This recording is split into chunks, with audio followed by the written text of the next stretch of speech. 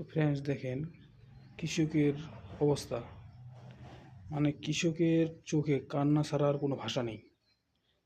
এই যে দেখেন বাড়ির বারান্দায়, বাড়ির উঠানে চারিদিকে শুধু আলু আর আলু। এই যে বস্তায় আলু, বারান্দায় আলু।